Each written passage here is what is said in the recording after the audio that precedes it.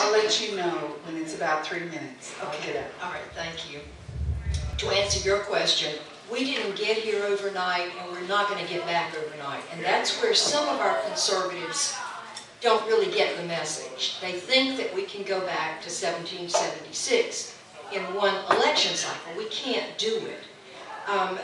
We lost our freedom bit by bit, bite by bite. We would have never sat still while that's happened to us if they had tried to do it all at one time.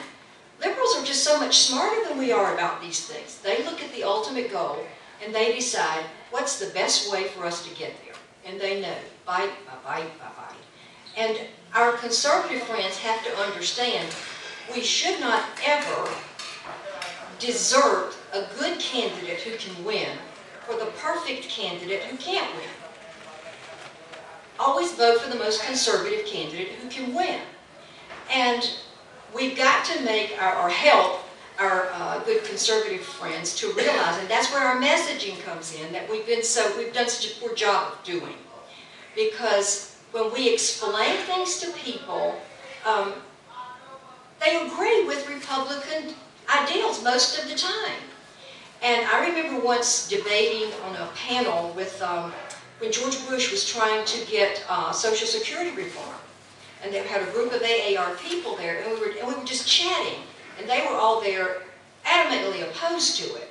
And in the course of talking while we're waiting, we were just discussing, why would you object to somebody just opting out if they want to? And they're like, well, I don't.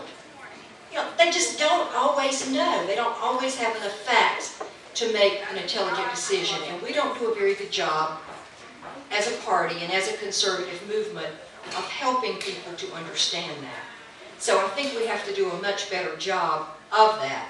But we can't go back overnight. We have to understand that, I think our legislature, the last session and this session, I think it's done an amazing job with the things that they've done, the bills that they've passed, the things they've been moved. The progress has been wonderful. And I know some people are upset because everything isn't perfect. But it's not going to be perfect. And I don't agree with some of the things that have happened. But we have to get what we can get, when we can get it, and then go back more to get some, just like the left did it. We can't keep shooting ourselves in the foot by wanting everything now and then throwing our guys out when they can't deliver it for us. We have to help them. We need to have their backs. We need to be helping them spread that message. We need to be getting out and telling folks why they're doing what they're doing. And I don't always agree with them, as you know. Some of you have been down there with me protesting, knocking on their doors. And their Republicans aren't always right.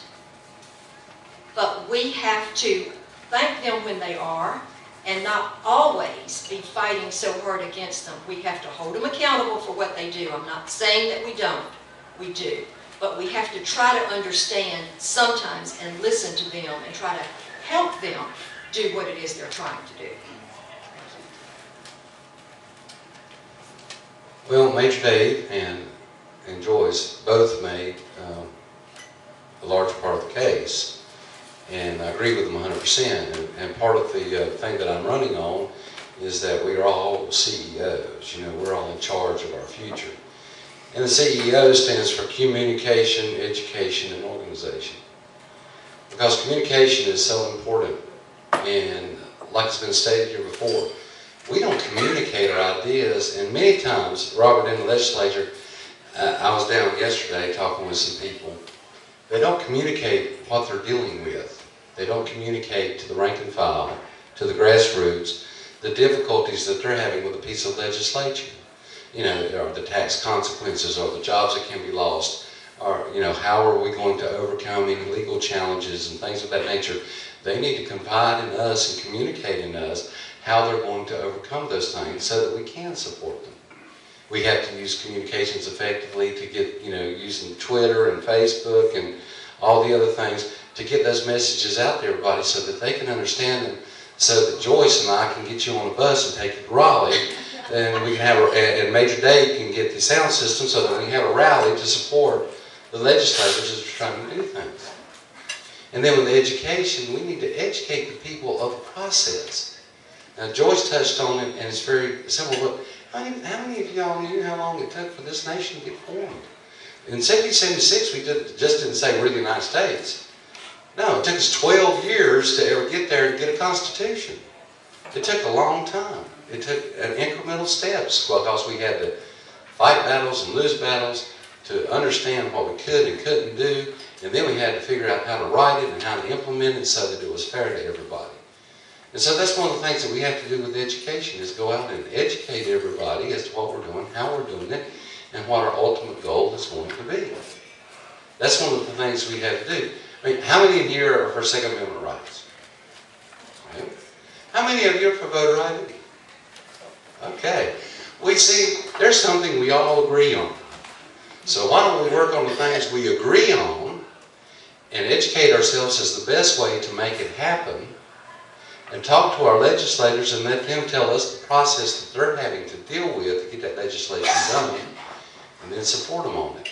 But we need to educate all of our friends around us as to what's going on so they don't get frustrated when, because I had some people get on to me today, well, the House passed the voter ID, well, where's the Senate? I said, well, there's a procedure. You know, the Senate has to get the bill, they got to send it to committee, they got to work it all together, then the House and Senate got to get together, and then they got to vote on it again so that everybody agrees. They can't do it overnight in an organization. I agree in many cases. I'm proud to say that, to my knowledge, I spoke at the first Tea Party rally in North Carolina on April 15, 2009. I took 500 people to 912 on 9 buses from around the state. The reason that I'm mentioning that is that those people have that desire and that passion, and if we agree on something, we need to bring them to us, and we'll work together on that. And in things we don't agree on, we'll sit down and talk about it, because I've found that if I talk to somebody long enough, we'll find a point where we agree on something, and from there we can go to work. Thank you for the question. I was fortunate enough to be in the Union County meeting when Speaker Tillis addressed the meeting, and he talked about, you know, for us and for a lot of people here, you know, for the Charlotte, it's the Observer, for Raleigh, it's the NNO, and talked about, you know, when the Democrats were in power, did you believe the mainstream media? And everybody shouted no, and he's kind of like, why do you believe them now? You know, and we see a lot of that, I think. You know, we have a lot of different methods of communication out there, and I think that's the key.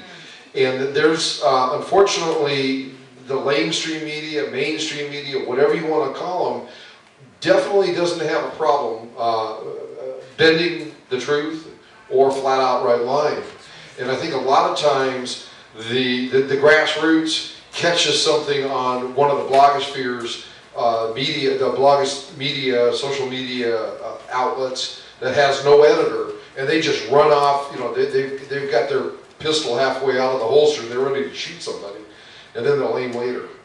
And I think that's one of the things that I, as chair of the party, that I would see as one of my roles, to offer a balance to the mainstream media and allowing some of the legislature, some of the, you know, the Congress here in North Carolina, as well as the Senate, to have a voice to explain some of their issues and be able to get that email list going so that we can get the communication out there and hopefully either match or get ahead of some of the social media communication that's wrong out there.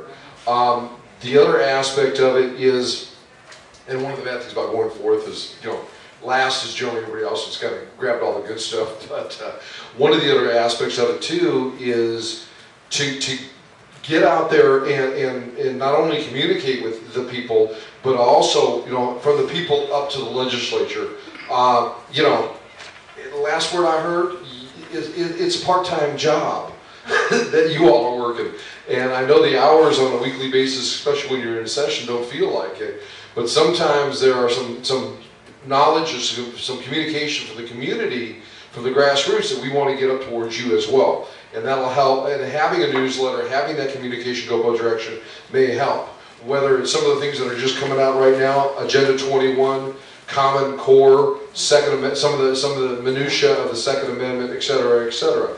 It helps. I think having a newsletter for the party will help you get your message to the grassroots, and also have a medium for the grassroots to get the message to the legislature.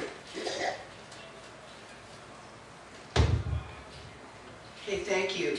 Do you have any other questions? I've got one if no one else does.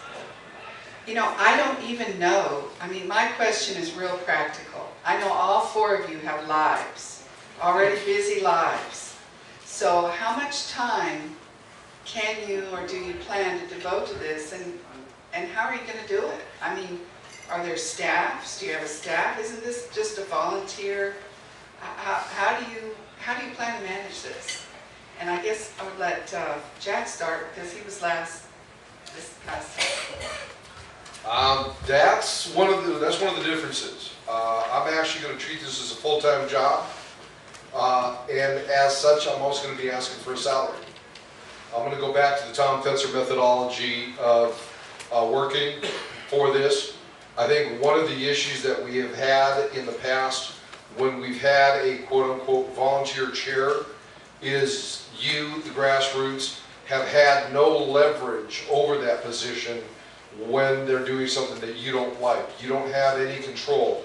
My way of looking at it is that I'm going to be answering to the congressional district chairs as well as the county chairs and moving forward from that direction. Now, the other side of that, you asked the question about salaries. Yes. It was in December, it was about $76,000 a month in payroll that we pay the staff. I believe there were at that time 9 paid positions within the party staff, and that's on a monthly basis. So that's kind of the nut that we have to create there. Now, the bad part about it is, and I've asked several people within the party structure for job descriptions, and I've yet to been able to be given them. I don't know what any of the job descriptions are. That'll be one of the things from an organizational standpoint that I want to establish going forward, is that we have job descriptions so you know who is responsible for what.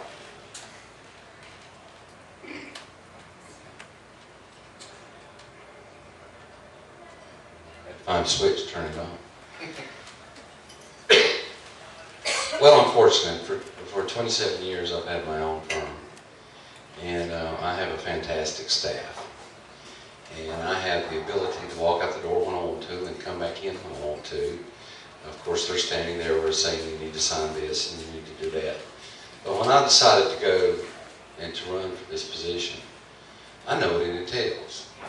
You see, because when I was chairman of the Guilford County Republican Party, we didn't accomplish the things we accomplished as we did with me being absent. We were able to accomplish it because I was giving it my all.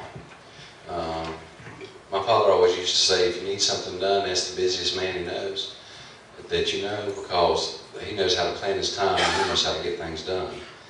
I think a lot of you in here, when you've been to Raleigh, when you've been to a rally, when you've taken a bus ride to Washington, D.C., you've seen me on the bus or on Fairfax Mall or in the halls of the legislature. You've seen me standing on the corner of Winston-Salem when someone wanted to take a Christmas tree down on a walk home. Yeah? We did that. Joyce saw me coming up the street and said, I knew you'd be here. So the point I'm trying to make is I want to put 100% effort in it because, see, I've worked too long and too hard. I've sacrificed too much with my family, sacrificed too much of my own treasure to see that we had a majority down in Raleigh with a governor, a Senate, and a House. And I am not going to let the Democrats take it back. So it really boils down to this. Whatever it takes is what I'm going to do. And basically the only thing I'm going to say, give me a gas card so you can pay for my gas. Because I'll be just fine otherwise. Give me some gas money, I'll go wherever I'm needed. Thanks. I'm sort of like Marcus. We do have a business, and I supposedly work there, but every month when it's payday, my husband comes in and says, why is there a check with your name on it? I don't recall seeing you here this month. You know, why are you getting paid? So I do run in and out, but it won't change a lot for me because I do this all the time. He tells all of our friends, if I would put my passion for Republican politics into our business, that the Republican Party would never have to have another fundraiser. that I could support the whole Republic, the RNC, the whole deal. But that wouldn't be nearly as much fun as hanging out with my Republican friends. So I'm sort of like Marcus. I do this all the time anyway, so that's not going to change. My focus will just be a little different. But I love our party. I love the grassroots. I want us to come together, and that's going to be my goal. So I hope to travel a lot around the state to talk. I have traveled around the state a lot speaking to Tea Party. In fact, I do that in the Southeast for Freedom Works. And there is so much energy. And every time I go, if I'm speaking to a Tea Party, I'll say, how many of you were involved before 2009? And in a group of sometimes 400 or 500 people, there's never more than a dozen people who were involved before 2009. That is an energy that we have got to bring into our party. We just have to take advantage of that. They weren't out there before, and that energy is just something that we need, because some of us get tired, and those folks are ready to go, and we've got to energize it and take it with us. Thank you, Dave. Thank you. One thing that I know that dawned on me so very early on when I got involved in my local county politics. People don't serve their party for a paycheck. You have a full-time staff that does that, but the leadership of the party does it for their commitment to it. I don't think any of you in this room have ever made a penny for anything you've done for the party. The legislators in Raleigh, they draw a salary, but it ain't enough. It's a part-time job. They still have their business that they have to make sacrifices for to do what they do. Those in the party leadership do the same thing. So how much time do you put into it? I'm retired from the military. I'm already drawing a check. It doesn't make you independently wealthy by any means. But my wife and I live a very simple life on a 3-bedroom ranch on an acre of land out in the county. We have everything we need and most of what we want. This is not about getting a job. This is about serving my party. And as Joyce and Marcus said, it's however much time it takes. Now, one thing I did learn in the military was how to delegate, how to supervise, and how to follow up. I know it's not up to me to do it all. My job is to make sure you're successful doing what you do, that you have the resources, that you have the plan to win. Not just a plan to participate, but a plan to win these elections. Overseeing and supervising that is largely phone calls, emails, and whatnot. But it's also getting on the polo shirt, taking off the suit and tie from time to time, and getting down in the trenches with you. When I went to the Edgecombe County Convention, when I was selecting which counties to go to in my campaign, I didn't pick just the big counties with the most number of delegates. Edgecombe County had 16 people attend their county convention. That's all. People said, my God, that's terrible. I said, no, it's not. I found 16 people who haven't given up. They need some help. It's the positive attitude in motivating them. And that's what I believe my military experience really brings to me, because I work with people from all over, from every possible walk of life and background. It's learning how to talk with them, but finding a way to make them successful. You know, the most successful people I know are not because of what they themselves did, but because of the opportunities that they afforded to other people to be successful. That would be my focus, and you would have every ounce of my time and my energy that it took to be successful as your vice chair.